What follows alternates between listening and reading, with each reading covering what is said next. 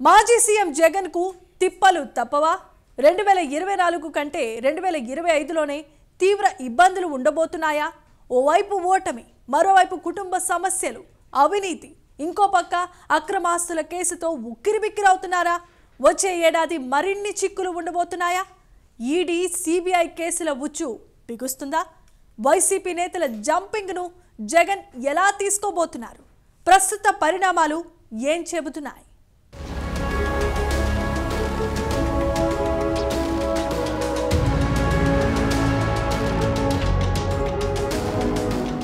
మాజీ సీఎం జగన్ కు ఏడాది అసలేం కలిసి రాలేదు. 151 సీట్లతో ఏపీలో తిరుగులేని పార్టీగా ఉన్న వైసీపీ ఒక్కసారిగా డీలా పడింది. 2024 సార్వత్రిక ఎన్నికల్లో కేవలం 11 అసెంబ్లీ సీట్లు, 4 పార్లమెంటు స్థానాలకు పరిమితమయ్యింది. గత జగన్ కేబినెట్లోని మంత్రుల్లో ఒక్క పెద్దిరెడ్డి రామచంద్రారెడ్డి తప్ప అంతా ఓడిపోయారు. వైనాట్ 175 నవరత్నాల పేరిట ప్రజల్లోకి వెళ్లినా షాక్ తప్పలేదు. అప్పట్నుంచి జగన్కు అసలు సినిమా మొదలైంది.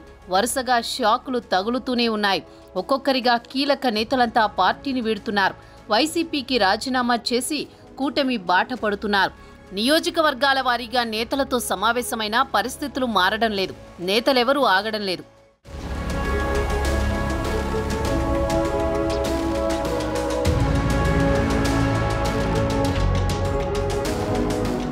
ఇటు కుటుంబ వివాదం సైతం జగన్ను వెంటాడుతోంది. ఆస్తుల విషయంలో చెల్లెలు షర్మిలతో గొడవ నడుస్తోంది. ఇచ్చిన ఆస్తులను వెనక్కి ఇవ్వాలంటూ జగన్ కోర్టుకు వెళ్లారు. ఆ సమయంలోనూ ఇద్దరి మధ్య మాటల యుద్ధం నడిచింది. అన్నా అంటే ఇదేనా అంటూ బహిరంగంగానే షర్మిల విమర్శలు ఎక్కుపెట్టారు. ఆ వ్యాఖ్యలకు జగన్ కౌంటర్ ఇచ్చినా ఆమె తిరిగి రీకౌంటర్ ఇచ్చారు. ఒకానొక దశలో షర్మిల వైసీపీ నేతల మధ్య డైలాగ్ వార్ చోటు చేసుకుంది. వివాదం కాస్త ముదురుతుండడంతో విజయమ్మ రంగప్రవేశం చేశారు. ఇద్దరు బిడ్డలకు సమానంగా ఆస్తి ఉండాలని ప్రకటించారు. దీంతో ఆ ఇష్యూ కాస్త సద్దుమణిగింది.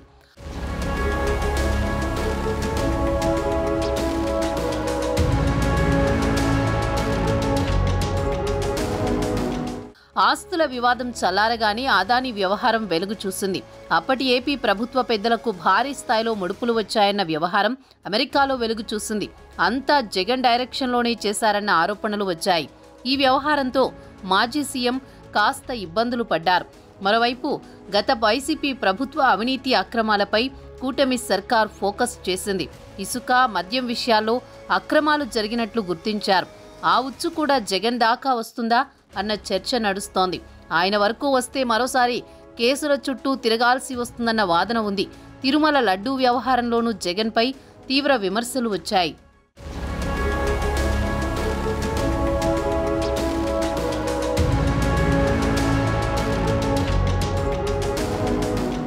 ఇలా జగన్కు 2024 ఏమాత్రం కలిసి రాలేదు. అప్పటి వరకు తిరుగులేని శక్తిగా ఉన్న ఆయన కాస్త జీరో అయ్యారని రాజకీయ పండితులు చెబుతున్నారు. 2025లోనూ ఇబ్బందులు తప్పేలా కనిపించడం లేదు. అక్రమాస్తుల కేసులో మరింత ఉచ్చు బిగుస్తున్నట్లు తెలుస్తోంది. విచారణను ఈడీ, సిబిఐ వేగవంతం చేశాయి. ఇటు జగన్ కేసు బదిలీ, బెయిల్ రద్దు పిటిషన్లపై విచారణను మరోసారి వాయిదా వేసింది సుప్రీంకోర్టు. ఈ సందర్భంగా విచారణలో జాప్యంపై ఈడీ, సిబిఐ అధికారులు అఫిడవిట్ రూపంలో నివేదిక ఇచ్చారు. స్టేటస్ రిపోర్ట్ పరిశీలనకు జగన్ తరపు న్యాయవాదులు సమయం కోరారు. ఇటు రఘురామ దాఖలు చేసిన 2 పిటిషన్లపై విచారణ జరిపింది సుప్రీంకోర్టు. సిబిఐ, ఈడీ ఇచ్చిన నివేదికలు పరిశీలించాక తీర్పు ఇస్తామని స్పష్టం చేసింది. తదుపరి విచారణను జనవరి 10కి వాయిదా వేసింది.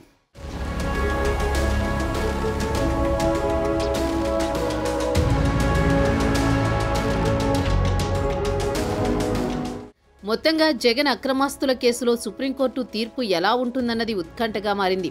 బెయిల్ను రద్దు చేస్తుందా లేక ఇంకా విచారణ జరుగుతుందా అన్నది త్వరలోనే తేలనుంది.